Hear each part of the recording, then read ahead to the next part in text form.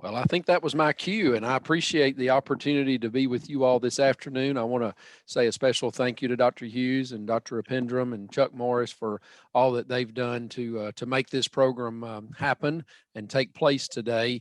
I appreciate the opportunity to make some quick opening remarks, primarily just to say welcome and thank you. Thank you for your participation and your interest in this program, and thanks especially to all the folks that work together to make it happen. I was asking some questions a little earlier today, maybe about the history of this program, and found out that this, I guess, is the first of its, maybe a first of its kind to take place here in Tennessee. And with the number of pre-registrations, it seems like there's great interest in this program, and maybe we can look forward to a similar webinar in the future. I took great interest in kind of looking over the participation from folks that have an interest and are maybe online today. Looks like we have representation all across the state, from Millington to Kingsport and from Union City to Ottawa, and lots of some of my favorite small communities in between all of those all across the state. You know, this probably wouldn't have been possible to have that many different folks from across the state involved if it weren't for the virtual format. So I think it's great that we're able to reach such a great audience, a large audience with such a wide distribution across the state with this program. I want to encourage participants, if they have any feedback to provide the planners and the presenters today, to do that. That hones our skills and helps us to hear from our participants with some kind of feedback that they may have. Comments about the outstanding program or some suggestions to improve it in the future. We certainly always welcome feedback to make sure that our programs are relevant and make sure that we have opportunities to strengthen them in the future. So again, I want to say thank you to you all that are participating in today's webinar, and I want to thank all the folks, especially our close collaboration with our friends and partners at USDA-Rural Development for helping to make this program happen. I appreciate the opportunity to spend just a few moments with you, and I'll be on for a little while this afternoon. I look forward to the presentations as well. So Dr. Apendrum, thank you for the opportunity to say welcome to folks, and I want to thank everyone for their participation today. Thank you, Rob, for the welcome remarks. I think we'll kick it off with Chuck Morris, who's a Rural Business-Cooperative Service and also Energy Coordinator for USDA-Rural Development. So Chuck, if you're ready, you can go ahead. All right, I'm ready. Thank you, Sridhar, and thank you, Rob, for coming on and giving such a good introduction. We appreciate the opportunity to work with you guys and putting this on for everyone, and hopefully we can help a lot of people when they find out about this program today. First of all, I'd want to start by saying, as Sridhar said, I'm our state energy coordinator for USDA Rural Development in Tennessee, and any questions y'all have now or going forward, I'd be glad to answer. And I want to take a minute to give our staff an opportunity to introduce themselves. So I'd like to start with Adia Holland, our program director. Hi, good afternoon, everyone. As Chuck said, thank you for the opportunity, and thank you for organizing this event. I'm gonna echo Rob a little bit that it's amazing through the virtual world that we can see folks from one side of the state to the other. It took a big surprise for me moving about 10 years ago to Tennessee that it takes 8 hours from one corner to the other corner. So it's great to see folks in here. I actually started my specialist career in USDA with the energy as an energy coordinator. So this has kind of been my baby for a while, and I'm glad to kind of pass it on to Chuck. He has taken it in full speed and trying to spread the word and the good work that this program really does to Tennessee. And I know this administration has kind of put it back on the agenda, all the energy, trying to bring renewable energy and energy efficiency in the households and businesses all around the country. So hopefully we can continue to be a staple to be a good incentive to rural businesses and ag producers out there. But again, my name is Adia Holland. I'm the program director for the state of Tennessee. And if you have any questions on the program, this program itself, or other programs that we can assist in adjunction to this program, we'll gladly answer that. Thank you for the opportunity again. Hey guys, my name is Valerie Swecker. I am the business program specialist for the Greenville office. Anybody in that area, if you would like to apply and have any questions, please let me know. I think they've given a map with all of our contact information on it. I'd be glad to help any way that I can if you have any questions or just want to talk about your potential product or projects, excuse me.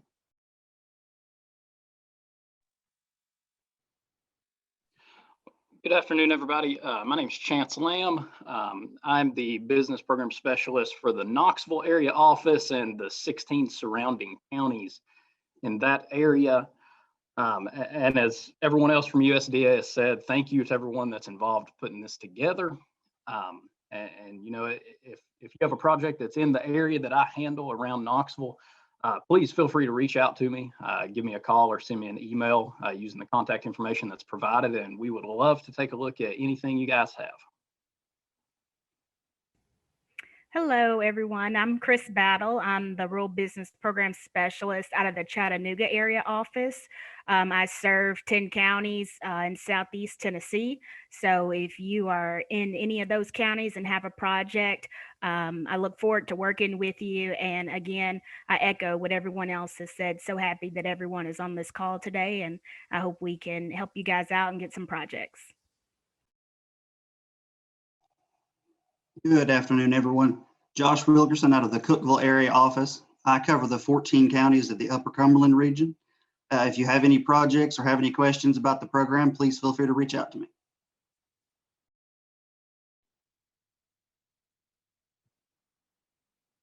Hello, everyone. My name is Shannon Silcott. I work in the Lawrenceburg area office. If you have any questions in regards to any projects, please feel free to reach out to me with any help. Thank you. Good afternoon, everybody. My name is Ro Hughes. I'm the area specialist over in Jackson, Tennessee, covering the 12 counties in southwestern Tennessee. Just to echo what everybody else has already said, thank y'all for having us. And if you've got any questions, use that contact map to reach out via phone or email. Thanks. Hey guys, last but not least, my name's Tyler Hayes. I've been with the agency for about 15 years now. So I've got several years of experience with the REAP program, and I'm in the Union City office in Northwest Tennessee, and I'd be glad to talk to you about any projects you might have. Thank you.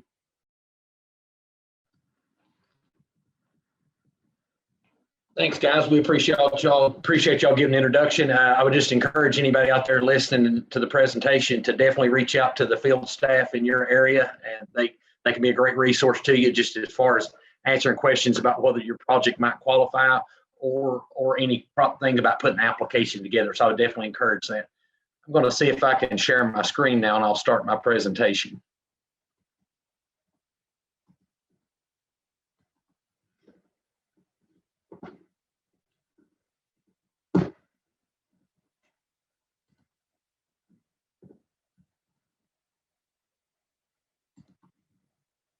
Can you all see my screen?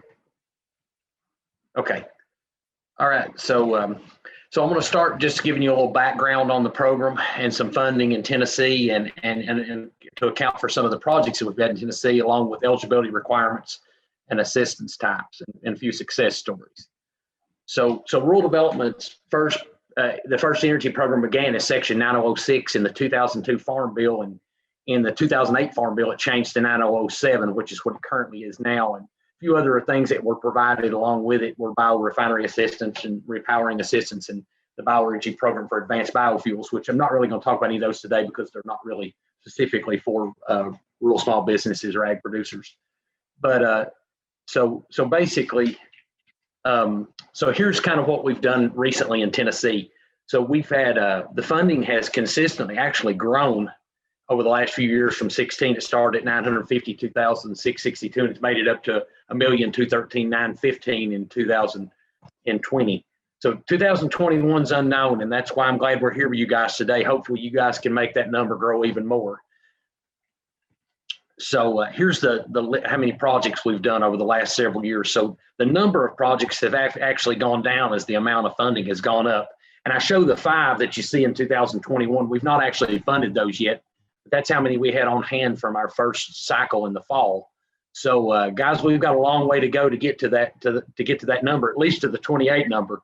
So we would appreciate y'all, any applications that you have. There's some real opportunities to get some stuff funded. So we would love to see your projects. So Rural Energy for America program, the purpose is provides grants and guaranteed loan funding for renewable energy system installations and energy efficiency improvements for agricultural producers and rural small businesses.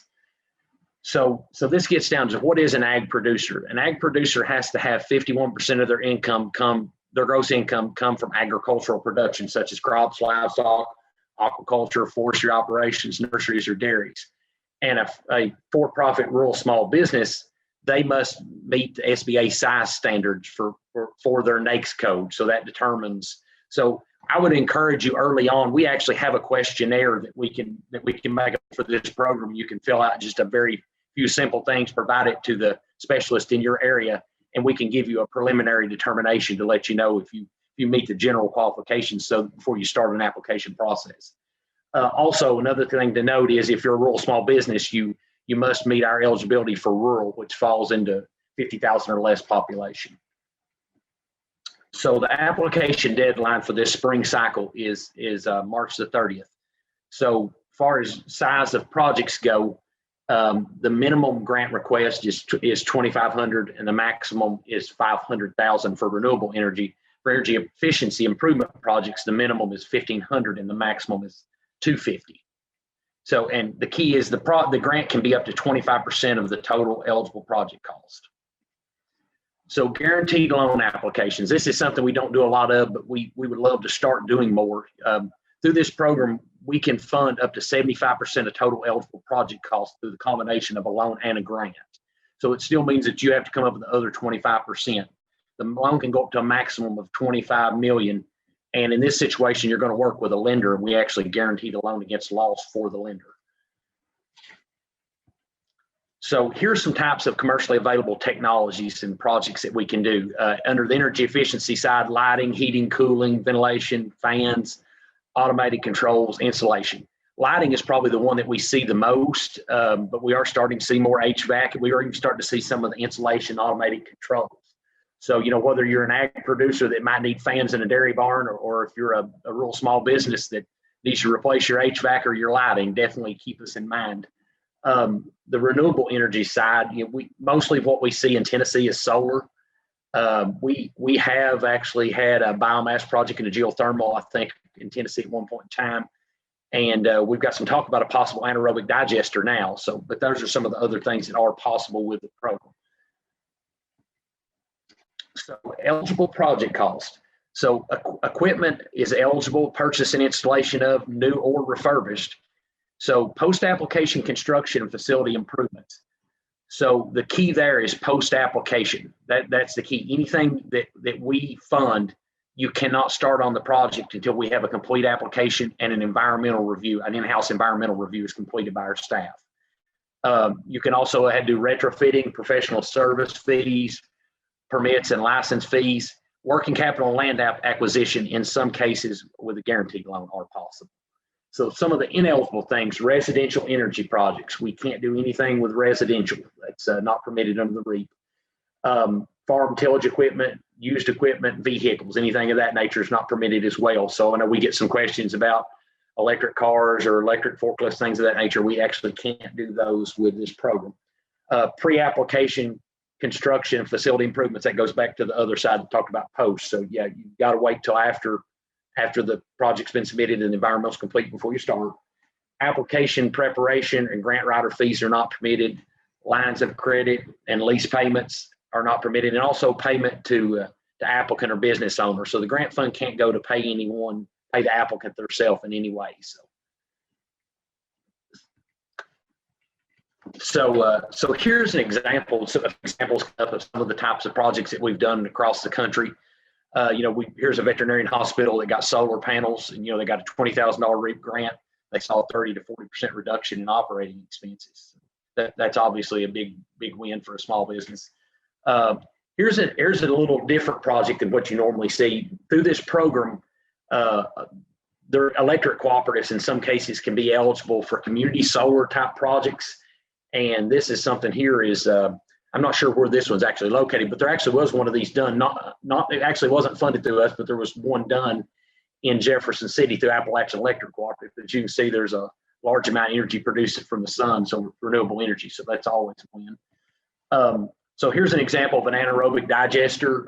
Like I said, we've not seen any of these in Tennessee. We do have the potential of one right now, so we're hopeful that that'll happen. This anaerobic digester here in particular produces enough power to power 700 homes in a year. So that's very impressive that you can take animal waste and do that. Here's an example of a auto repair shop that used a micro hydropower turbine and saved 51% in energy costs. So that's not something we've seen in Tennessee, but we would definitely entertain it if there was opportunity. Here's an example of a grocery store that got geothermal heat and energy efficient coolers and lighting. So I want to put a lot of emphasis on that. We're starting to see more and more energy efficient lighting and things of that nature. I'll give you a good example of the kind of savings that you can see. We had a project a couple years ago in East Tennessee where a large hotel, 200-room hotel, replaced their HVAC and lighting, and they were able to actually save almost $50,000 a year in power usage. So that's huge. They were able to, with the grant and any kind of tax credits they got, they were able to repay their investment in less than right at 4 years. So that can be huge for a business depending on your power consumption. Here's an example of a winery in Michigan that got a $104,000 grant, and their estimated replacement of 40% of the energy usage and generate enough power to power 15 homes so in a year. Here's an on-farm solar. We see a lot of farm solar in Tennessee. Here's an example of solar where the estimated payback was in 9 years. Let's see. So here's an energy efficiency improvement operation to a maple syrup operation, and they were able to, to get a 50% reduction in energy costs. So that's huge for a small business. And here's a continuation of it, talking some more about an actual different maple syrup operation. So here's an energy investment map that shows the investment in energy across the nation. And this isn't just by USDA, this is just in general. And you can see that all the different types of energy, but there's a lot of investment in energy right now, and we hope to see a lot more. So this talks about the set aside funding. So the 5 applications that I talked about fell in that October 31st cycle. The EA-RETA grant, I'm not really going to discuss. It's not really pertaining to this too much. It's slightly different where a nonprofit can apply. And the March 31st deadline is what's coming up and what we hope that you guys will consider applying for. And our guaranteed loan application cycle is continuous if you're interested in the loan. So how do you get in touch with someone? Obviously, we're going to have a map here in a minute that you can see with our folks in state, but if you're listening from out of state, if someone's actually tuned in from another state, you can click on this top link here and it will take you to a list of the energy coordinators for the states, and then you can reach out to them. And then below this in the other link is our eligibility locator for rural eligible areas. So you can use that to find out if the area you are in is rural. And take in mind that's only for the small business, not for the ag producer. All right, so instructions for applying. Our state website, this is a link to our state website, and this will take you to the location where all the forms are, along with some application instructions. But please keep in mind, if you have any questions, our staff is always available to help, whether it's myself or one of the field specialists. So here's the map that we've been talking about. This breaks down all the folks that you saw come on and said hello and their contact information. And my understanding is this will be shared with everyone. So please, by all means, reach out to us with any questions you have. And so that leads on to questions themselves. Does anyone have any questions that I can answer?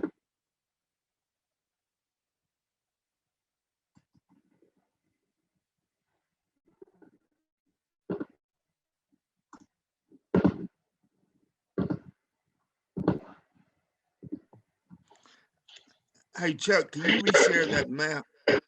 Oh, yeah, give me just a moment. I unshared it. I'll have to share it back again.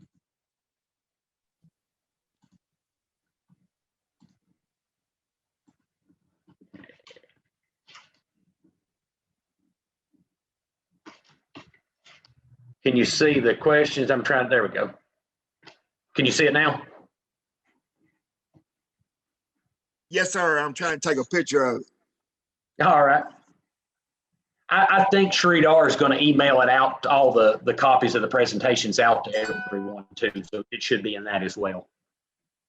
You can always do a control print screen too, and then, paste it into a Word document or whatever. It's another way to see it, to keep it. That might be a little more high tech for me. It's pretty high tech for me, honestly. Hey, thank you. I appreciate it. Uh-huh. Hey, Chuck, there's a question in the chat box. So someone is asking, can they request a grant for a greenhouse?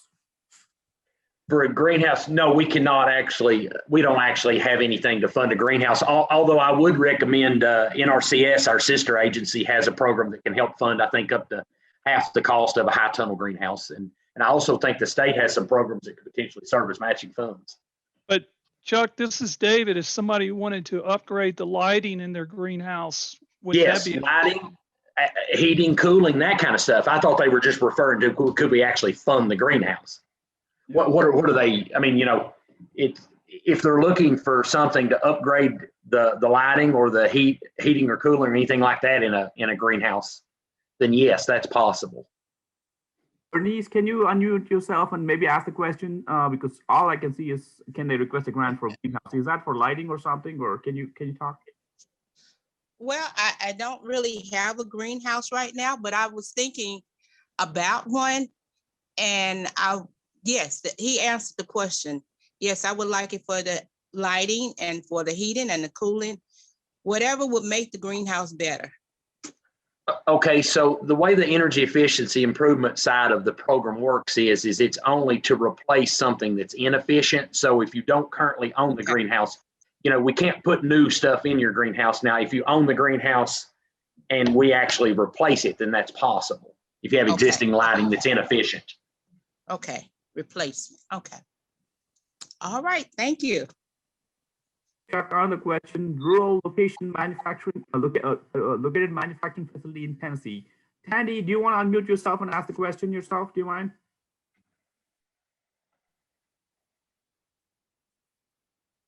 I'm sorry. I was just, I had to split that question up, and so it doesn't make much sense. But I am asking if a corporation that is out of state has a manufacturing facility in Tennessee that is in a rural location, would they be eligible?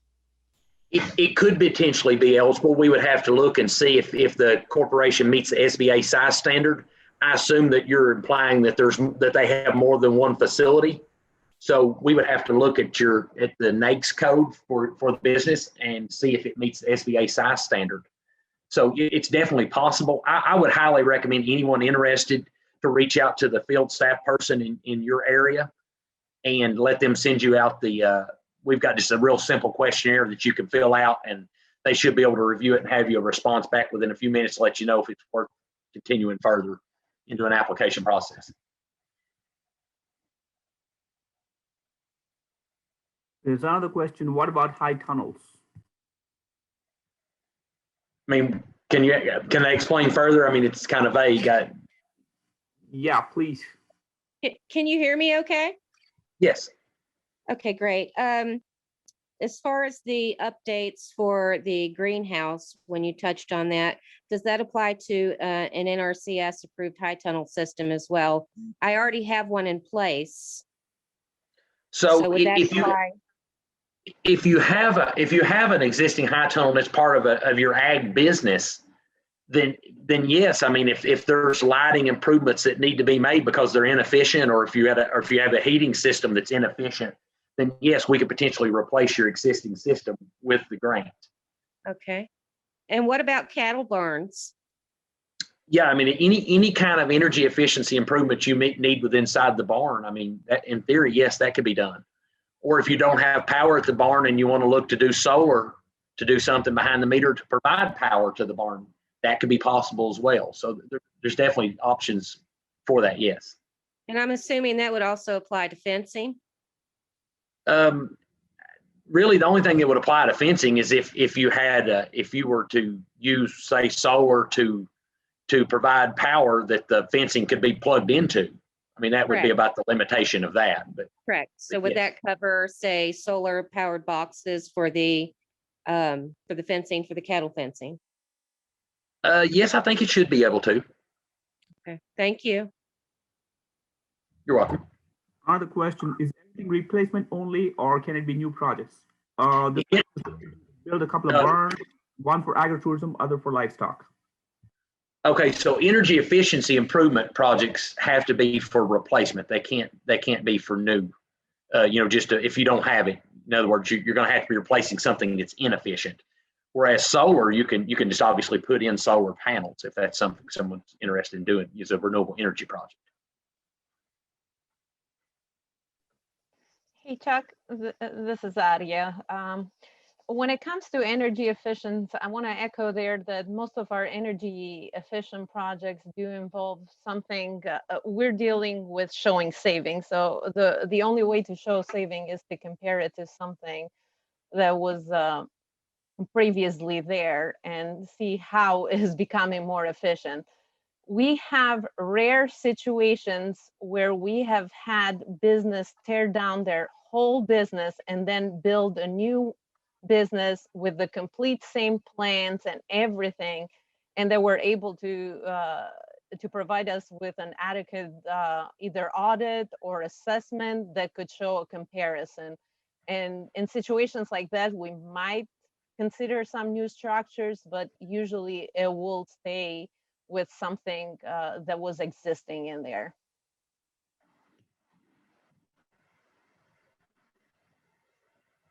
Any other questions?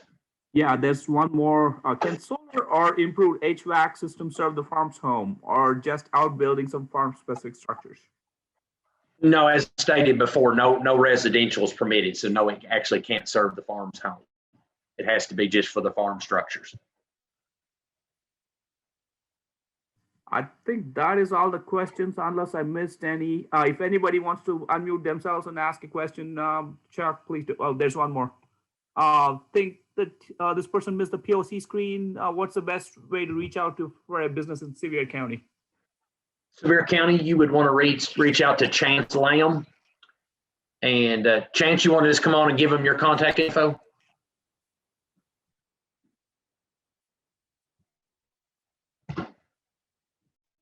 All right, I'm not sure if Chance is on or not. Oh, okay. I couldn't find the unmute button. Yes, you can just shoot me an email at Howard, that's howard.lamb@usda.gov, and I can just put that in the chat below. And you can just touch base with me there and we can take a look at it.